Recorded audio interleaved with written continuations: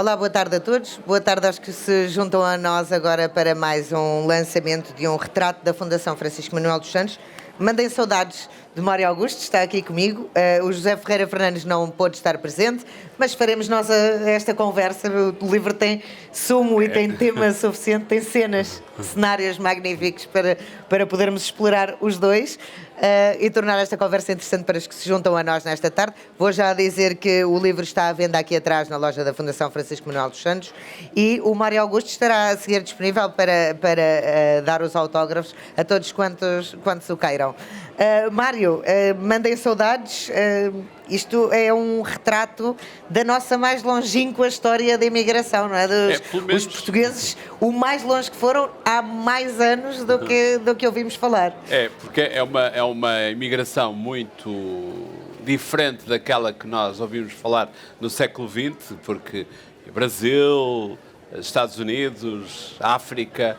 Agora, para o Havaí e da maneira como foram, é que é um tema muito fora da história, porque na verdade foram 27 mil os portugueses que fizeram essa rota e eram os mais pobres dos pobres, porque eles eram engajados para essa aventura, estavam nas aldeias portuguesas a passar mal e a passar fome no início do século XX, pelo menos os continentais, porque os madeirenses e os açorianos, que é a história que se conhece mais, porque na verdade os Açores da Madeira, eles partiram para todo lado, né? Os barcos passavam para lá, eles infiltravam-se ou pediam para apanhar a boleia e iam embora, mas transmontanos e alentejanos é o que torna essa história ainda mais rica do ponto de vista humano e a transforma num caso de imigração bem sucedida, por um lado, mas também ao mesmo tempo muito da resiliência portuguesa, muito dura. E muito dura, porque iam em condições, de facto, para já é uma imigração, quer na origem, quer no destino,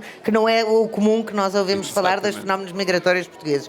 E depois porque iam, de facto, a própria viagem era de uma dureza, o Mário descreve isto aqui no livro, era uma coisa impressionante, os que chegavam lá, não é, finalmente, e depois chegavam lá para condições que não eram nada daquilo que lhes tinham vendido aqui, deles, não é? E o que é curioso é que, na verdade, a comunicação na altura não funcionava com a eficácia que nós hoje conhecemos, porque quando os continentais vão, no início do século XX, em 1911, começam a ir em grande número de Trás-os-Montes e do Alentejo, mas já se sabia que os contratos não eram cumpridos de acordo com o que os engajadores aqui vendiam a esses portugueses. Agora, o que era música para o ouvido deles era que eles iam sem ter que gastar dinheiro.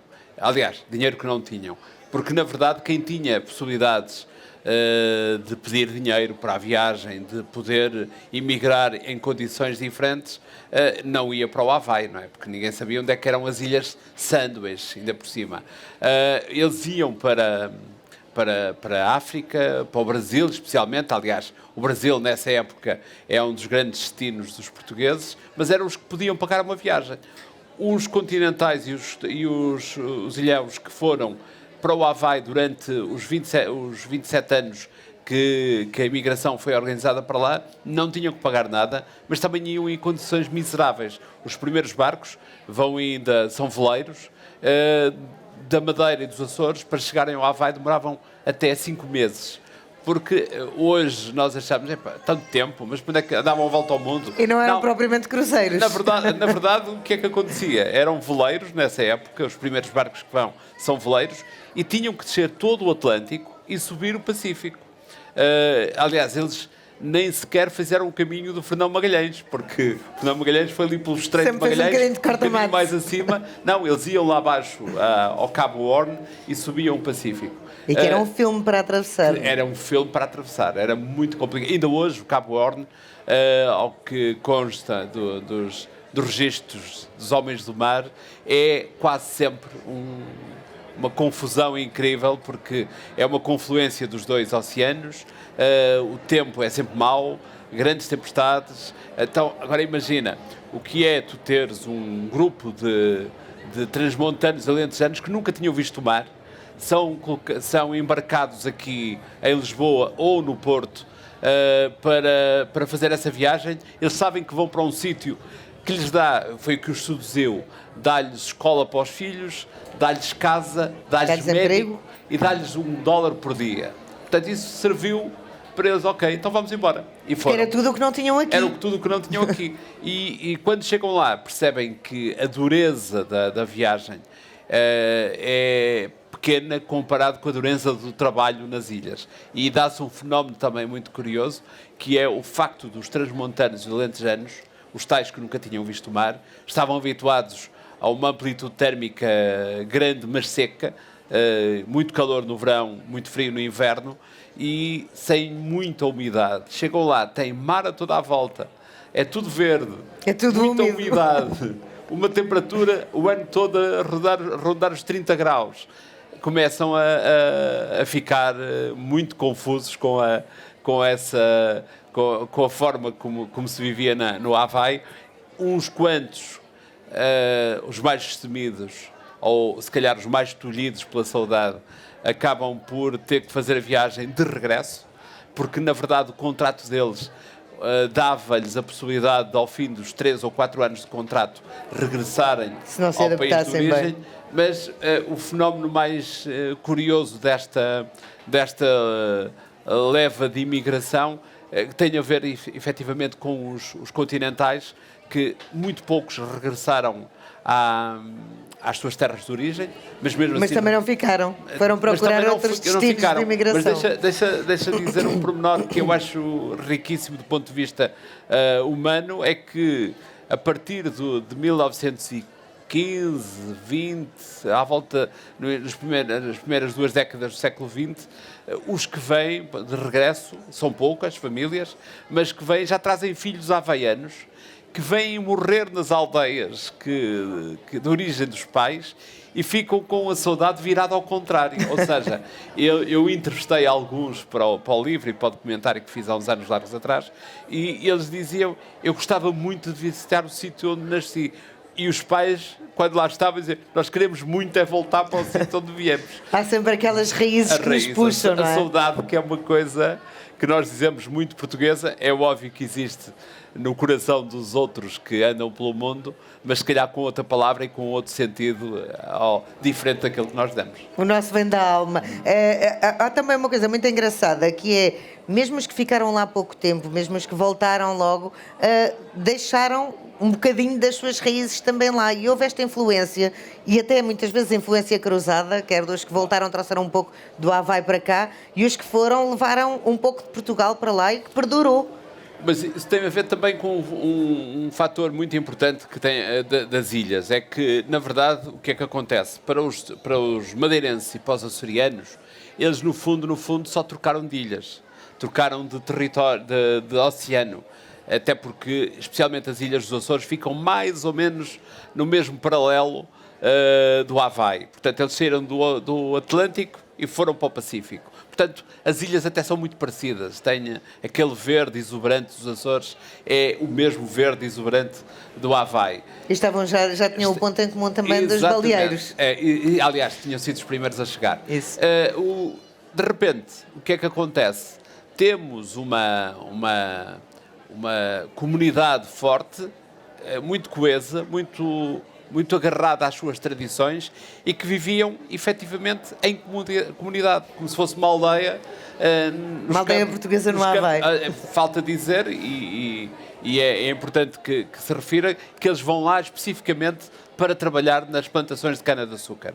Aliás, a Madeira foram o contingente português, o primeiro a partir para o Havaí, são madeirenses, porque na verdade já tinha alguma experiência da plantação de cana-de-açúcar, e dá-se um momento de grande importância para o Havaí, que é quando os americanos começam a perceber que, do ponto de vista económico, aquelas pequenas ilhas, que é um reino do rei Kalakua, lhes interessa economicamente, eles começam a tomar o poder e transformam aquelas ilhas em extensos campos de cana-de-açúcar, e não havia nativos que chegassem, nem estavam interessados em trabalhar nas plantações de cana. Os chineses tinham chegado mais ou menos nessa altura também, só que os chineses e os japoneses tinham uma particularidade: iam sozinhos, queriam essencialmente ganhar dinheiro para depois voltar ou meter-se no negócio do comércio de qualquer coisa. E havia questões políticas também, não é? Aqui Isso mais tarde. E, na verdade, o que é que acontece com os portugueses? Há um conterrâneo nosso que já lá anda antes de chegarem os primeiros, que é o Jason Perry. O Jason Perry não era mais do que Jacinto Pereira. Ele é que alterou o nome para ser mais americano e aconselhou o rei, ele era conselheiro do rei, tinha acesso ao rei Kalakua, e terá dito que, olha, mande para cá vir portugueses com as famílias e tudo, porque eles procriam muito e povoam as ilhas no instante, isto fica a funcionar muito bem. E eram trabalhadores também, que também eram É por isso que, quando eles chegam, e são tantos, e de repente as famílias crescem, as tradições portuguesas acabam por marcar muito a tradição gastronómica do Havaí ao fim de 10, 15 anos. Aliás, ainda hoje, estamos a falar de 140 anos depois da chegada do primeiro barco, ainda hoje, grande parte da comida havaiana é de influência portuguesa. Por exemplo, eles têm o pão doce português, e dizem-no assim, pão doce, dizem com um sotaque americano, pão doce, e que é um prato, é uma das especialidades da gastronomia havaiana. Tem uma outra coisa fantástica que é o Portuguese Bean Soup, que é a sopa de feijões transmontana, e tem Portuguese Sausage, que é a linguiça alentejana. Portanto, eles têm uma série de influências que eles levam e acabam por dar a provar aos nativos e aos locais, e começam a criar uma comunidade muito forte e com a grande vontade, que é o que os move estarem lá, de ganharem estatuto social, de crescerem dentro da sociedade havaiana, e conseguem-no rapidamente. Deixa-me só referir o pormenor de nós termos muito boa fama por lá naquela altura, porque o Jason Perry vendeu bem a ideia. Na verdade, ele foi um agente de negócios, porque ele também ganhava por cada cabeça portuguesa que lá chegava para trabalhar, ele ganhava comissão, e há um fator muito determinante para isso também, é a vinda do rei do Havaí. Que foi o primeiro rei, o primeiro chefe de Estado a dar uma volta ao mundo, e que esteve com o nosso Dom Luís. Deu uma volta ao mundo de veleiro, e passou por Portugal, esteve aqui no Hotel Bragança, no Recio, e assinou um tratado de imigração com o nosso rei, que possibilitou essa imigração de uma forma mais organizada. E é curioso referir também que, na verdade, essa imigração é essencialmente açorianas e madeirenses, como há pouco já referi, mas quando começam a ir os transmontanos e os alentejanos, a coisa já não está assim tão fácil cá, ao ponto de, por exemplo, passa a ser necessário, no início da República, mais ou menos coincidente com essa debandada de portugueses para o Havaí, mas que iam também para o Brasil, essencialmente, e muito para a África também, impõe-se por lei o passaporte, o serviço militar obrigatório. O serviço militar cumprido para poder emigrar, ou então uma taxa para poder emigrar, porque na verdade as terras já estavam a ficar já não havia quem trabalhasse cá. Já não havia gente que trabalhasse cá, portanto a coisa era complicada. E eles lá começam rapidamente a crescer na sociedade e começam a ter alguma importância, e fazem com que os filhos, primeiro, desde logo, e é por isso que torna esta imigração muito curiosa, desde logo à escola para os miúdos, coisa que aqui havia mais ou menos. E era até à quarta classe. O governo português, no início do século, já no tempo da República, chega a mandar 40 professores para lá, para darem aulas de português aos filhos dos portugueses, para acompanhar nas escolas os portugueses. Só que eles, na verdade, interessam-se muito pouco pela língua dos pais e dos avós, ao ponto de repente, só resistiu um professor e depois deixou de haver. E isso percebe-se hoje à distância de uma maneira muito clara, porque eles eles queriam, já que estavam tão longe, eles queriam era integrar-se o melhor possível e ter um sentido de família, um sentido... Mitigar as saudades, no fundo. Exatamente, e eles rapidamente, os filhos começam a estudar, duas gerações, portanto estamos a falar, o último barco com portugueses chega em 1913, a partir de 1920 e pouco, já temos portugueses, advogados, professores, médicos. Aliás, o bispo... E que já não são portugueses. Não, eles continuam a ser portugueses, são a primeira geração dos que já nasceram lá, mas, por exemplo, o bispo de Honolulu, nos anos 20 e 30, é de Porto Santo. Portanto, foi miúdo com os pais. Depois, há um herói da Primeira Guerra Mundial do Havaí, que era açoriano. Foi criança para o Havaí, depois quis combater nas tropas americanas na Primeira Guerra e foi um dos sargentos mais condecorados e era açoriano. Portanto, não, e há coisas engraçadas também aqui, nestas influências cruzadas e naquilo que permanece até hoje, que o Mário conta aqui. A história dos nomes que acabam por ser corruptelas, os carvalhos, que eram os carvalhos, porque os próprios que iam eram praticamente analfabetos. Os Antónios é muito engraçado, porque o que é que acontece? Para já eles eram analfabetos, ponto. E quando chegavam lá tinham que dar o nome. E os que eram Antónios chegavam lá, alguém lhe interpretava, como é? What's your name? E alguém dizia, está a perguntar o nome, António. Então ficava António, os Carvalhos, há muitos nomes. Aliás, hoje é uma coisa engraçada, já não há listas telefónicas, como é óbvio, mas se forem à lista das pessoas, por exemplo, de Honolulu, há imensos nomes, os Silvas. Então Silvas, há para lá Silvas que nunca mais acabam. Em todo lado. Mas nós deixámos também uma influência na música, e é engraçado, não só num instrumento típico do Havaí, que nós muitas vezes não identificamos, mas de facto é igual, não é? O ukulele é o nosso cavaquinho. É braguesa. Exato. E por outro lado, no fado, o Mário conta aqui de uma fadista que não é fadista, que é uma havaiana, que não faz ideia do que está a dizer e canta em fado português. Sabe que quando eu estive lá a restar as entrevistas e a recolher imagens para o documentário que fiz na altura, consegui ainda juntar muita gente que tinha histórias incríveis. Por exemplo, eu encontrei um grupo coral em Maui de lusodescendentes, portanto, primeira e segunda geração de portugueses, que na verdade cantavam o Rosa Arredonda à Saia, o Tianica, canções de folclore português, sem saberem o que é que estavam a cantar. Portanto, elas decoravam de ouvido, era de ouvido mesmo.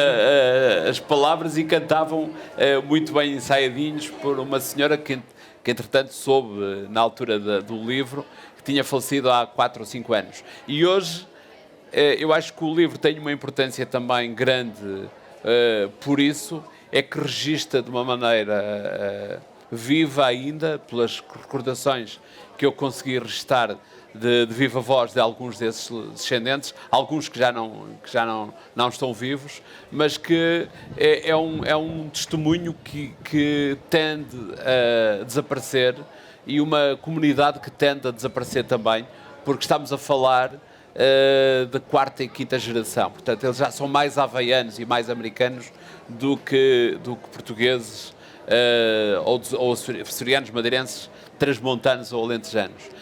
Porque, na verdade, hoje, aliás, eu estive lá a última vez no Havaí há 22 anos, a recolher material e fotografias e coisas que tenho, que também algumas estão aí no livro, e na altura ainda eram 22% da população era descendente direta, assumia-se descendente direta de portugueses.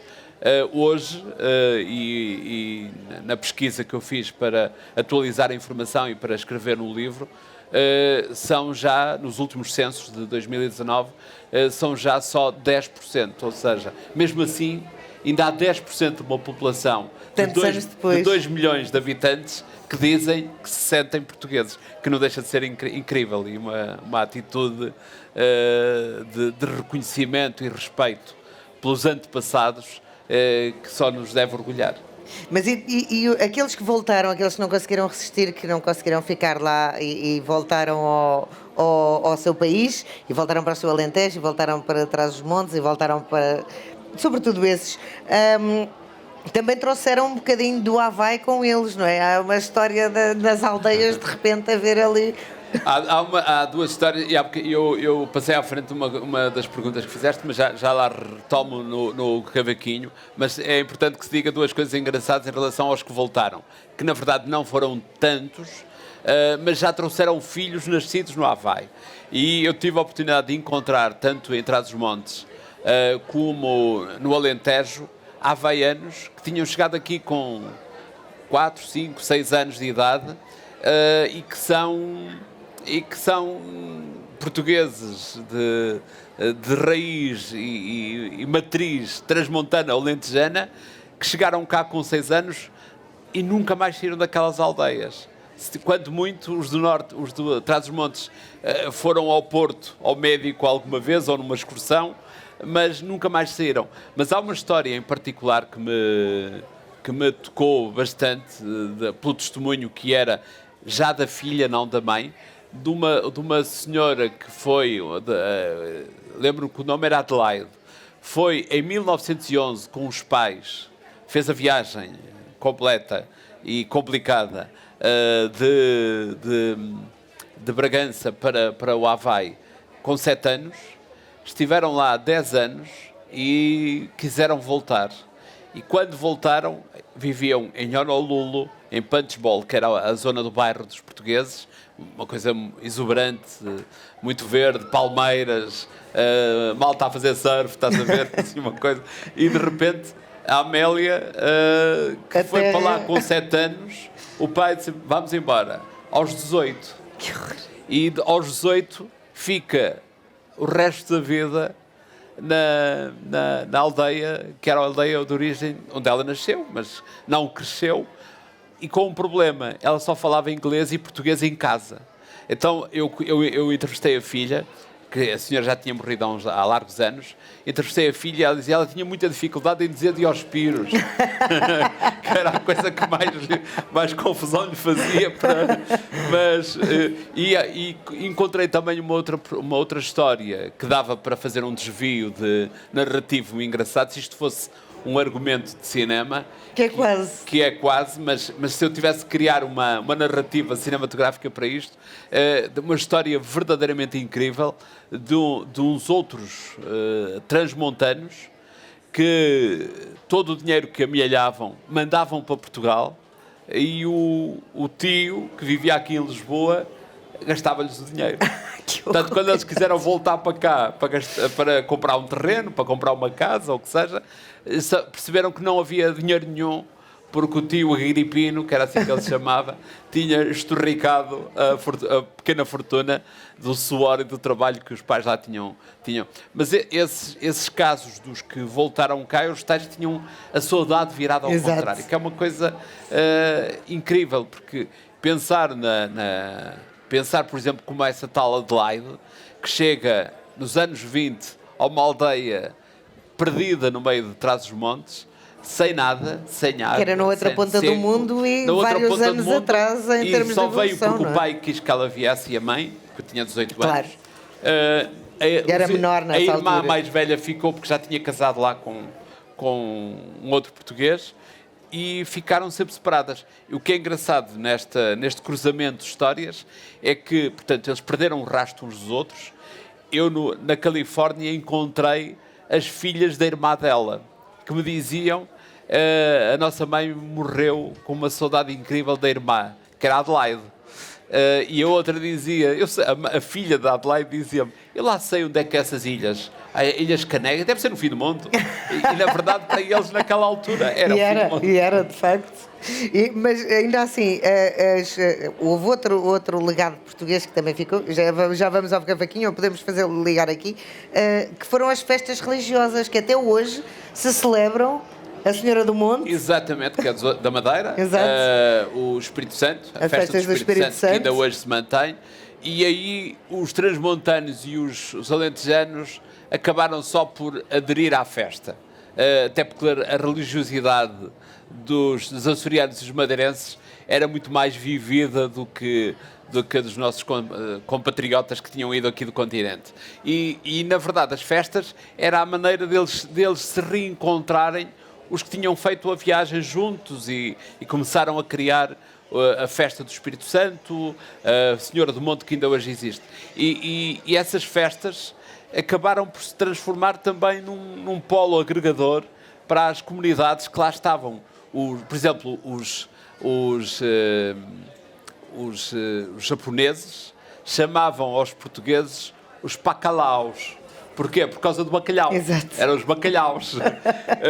Porque esta malta era toda muito dada à partilha da comida. Aliás, a festa do Espírito Santo, uma das características é a dádiva de comida entre os participantes. Portanto, isso era uma forma de toda a gente celebrar. O que é pena hoje é que, por exemplo, a Audrey Rusher Reed, que foi uma pessoa que me serviu de ligação e que me ajudou a investigar muitos do paradeiro dos descendentes desses portugueses, até hoje mantém um programa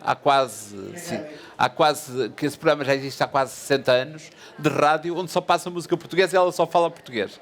Mas, por exemplo, o Centro Cultural de Maui, que só juntava portugueses, tinha um rancho folclórico, tinha um coral, hoje já foi anexado ou foi absorvido por um centro cultural das comunidades, onde impera essencialmente a comunidade porto-riquenha, que foi a comunidade que, a seguir aos portugueses, também chegou às ilhas para fazer o trabalho que os portugueses já não queriam fazer. Os porto-riquenhos foram dar continuidade à cultura da cana-de-açúcar, porque os portugueses foram subindo em termos de estatuto social e começaram a ir para as cidades, começaram a fazer negócios, começaram a ter as suas próprias hortas.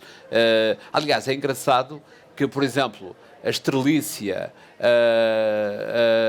há uma série de flores que foram os açorianos madeirenses que levaram para lá. E hoje fazem parte da paisagem do Havaí. As estrelícias, por exemplo. E o ukulele faz parte da paisagem local. O ukulele é uma história mais... é a história mais conhecida da relação de portugueses com o Havaí, porque, na verdade, porque é que chega lá o ukulele? Chega antes da grande leva de imigrantes para a cana-de-açúcar, porque há um marceneiro madeirense, Manuel Nunes, e João Espírito Santo, que são dois madeirenses que estavam fartos de não ter vida e condições para viver na Madeira. Então compraram um bilhete nas rotas que levavam para o Havaí, para as Ilhas Sandwich, e foram montar lá uma marcenaria em Honolulu. O João Espírito Santo morre passado muito pouco tempo.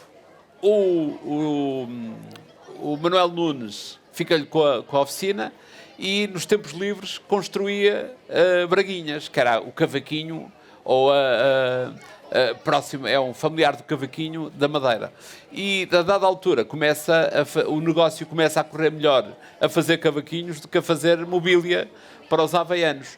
Ele chega à conversa com o rei e consegue fazer uma demonstração do cavaquinho ao rei do Havaí, que acha muita piada ao instrumento. Aliás, os havaianos não tinham instrumentos na sua... O mele, que é o canto tradicional daquela região do Pacífico, e em particular do Havaí, são cânticos, não tinham instrumentos a acompanhar. Havia a guitarra espanhola, a guitarra tradicional, que já andava por lá, mas ninguém ligava muito, e o rei achou muita piada ao cavaquinho, à braguesa. E deu autorização ao Manuel Nunes para começar a construir o ukeleles, que já explico o nome, dizendo que tinha a chancela do rei. E as pessoas começaram a aprender, porque aquilo também não é difícil de tocar, ou melhor, tocar bem é difícil, mas qualquer pessoa agarra e começa a fazer umas coisinhas. E o que é que acontece? De repente o cavaquinho passa a ser um instrumento tradicional do Havaí. Já agora, só o pormenor do nome, que tem muita graça, há duas versões que são tidas como oficiais para o nome. Uma tem a ver com... Até porque a língua do Havaí, portanto, o pidgin havaiano, a mesma palavra pode querer dizer mais que uma coisa. Portanto, tenho um léxico curto, Reduzido. muito reduzido. Poupam nas palavras com e poucas não palavras, nos significados. pois é o sentido que lhe dá depois o entendimento daquilo que se quer dizer. E então, quando chegaram os portugueses, esta é uma das explicações, mal chegavam, ficavam tão felizes depois de 4 meses de miséria, de mortes, morria imensa gente pelo caminho, crianças especialmente, morriam muitos passageiros, muitos, 10, 15, né? Era muita gente para um universo de 1.500 passageiros, mas assim era muita gente. E também nasciam muitas crianças. Então, quando eles chegavam ao Porto de Honolulu, celebravam a chegada, bem, sobrevivemos, estamos cá, faziam uma festa em roda, como os ranchos folclóricos. Ficavam em roda, os tocadores de cavaquinho tocavam e a malta dançava no meio da roda. Os nativos que estavam longe da roda viam o tocador de cavaquinho de costas a fazer isto. E uke quer dizer pulga, leli quer dizer saltitante. Ele achava que eles estavam a coçar pulgas. Daí o nome, o que também não devia ser tão improvável assim, dados os 5 meses no mar. Há uma outra versão que também tem o mesmo significado de palavras. Lá está a tal história. A mesma palavra pode dizer várias coisas. E é uma versão também que é tida como possível, que é o Keleli, quer dizer prenda de longe. Ou seja, aquilo foi uma prenda que foi dada ao rei que veio de muito longe. Falta saber se qual delas é que é pelo menos mais romântica. A mais interessante é do caçador de pulgas. E provavelmente mais verdadeira, não é? Porque 5 meses no mar não devia ser fácil. Faz todo sentido. Há uma coisa muito engraçada, é que este livro não é bem um livro, não é? Uma pessoa tem a sensação de estar a ver um filme.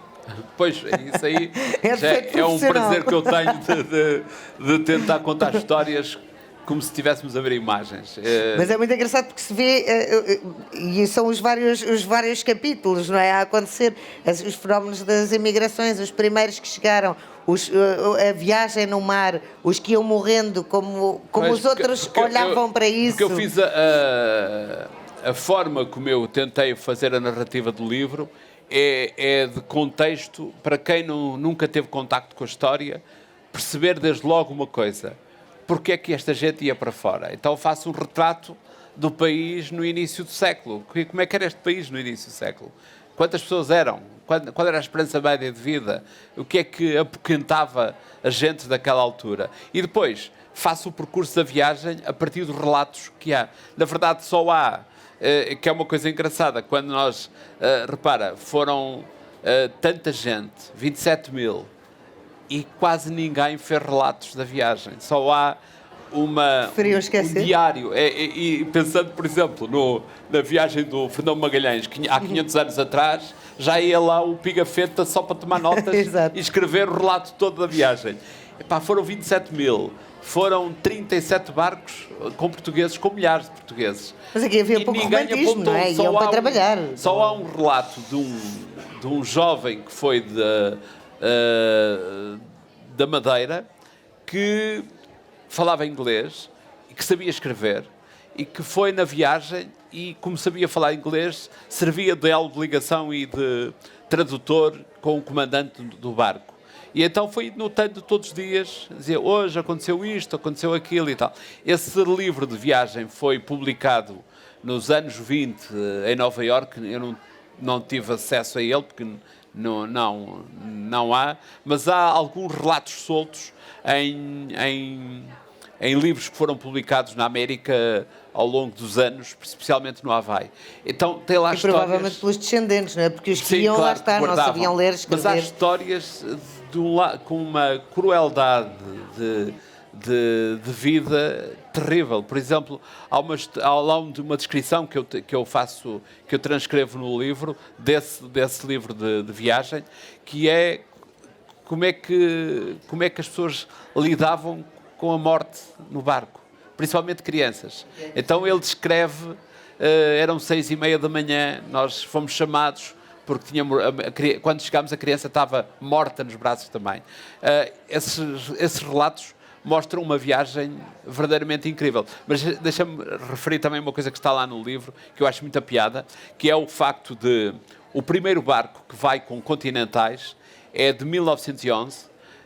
O barco é estregar, sai dos estaleiros ingleses, é um barco de carga, portanto não é um barco de cruzeiro, sai dos estaleiros ingleses, passa pelo porto onde estão 380 pessoas de Trás-os-Montes, entre crianças e adultos, vem a Lisboa e andam aqui a divagar pela cidade há 2 dias uns esfomeados alentejanos que foram metidos no comboio sem nada e vieram para Lisboa.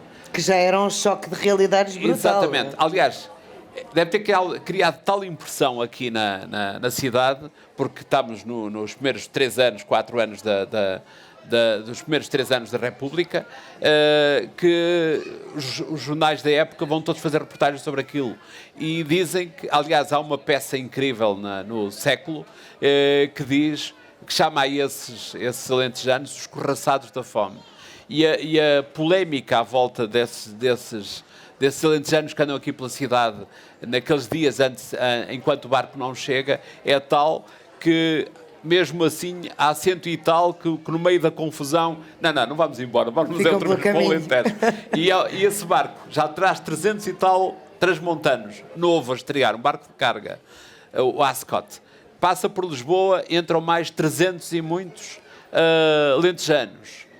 Vai a Espanha, a Málaga, onde entram mais 900 espanhóis. Só que os espanhóis vêm cheios de sarampo, sarna e piolhos.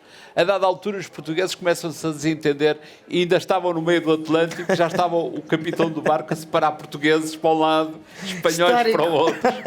E há uma outra história, também descrita por esse madeirense, muito engraçada, que é, os engajadores chegavam às aldeias e diziam que por cada viagem custava 70 dólares.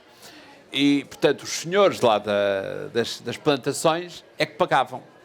O Jensen Perry recebia uma comissão, os engajadores também recebiam uma comissão e eles tinham que ficar agarrados aos contratos de X tempo para pagar o custo da viagem. E então, quando eles vêm, portanto, eles podiam levar até 2 filhos, mas é óbvio que tinham 4 e 5. Eles não se importavam que levassem, porque eles aos 12 anos já trabalhavam também. Portanto, a coisa era mais mão de obra, era bom para o campo. E mais barata, ainda por E mais barata. E então o que é que acontece? Portanto, eles avisavam-nos que podiam levar a família. E há um madeirense, é a história mais mirabolante de todas, há um madeirense que leva a mulher e os 3 filhos e a amante e mete no barco também a amante e um filho que tinha com ela. E já a meio do caminho a mulher percebeu que ele tinha havia ali alguém a mais. E aquilo deve ter dado para o torto, porque a primeira vez que o barco saía e parava nos Açores da Madeira para entrar mais alguns, só voltava a parar do outro lado no Pacífico, em Valparaíso, no Chile.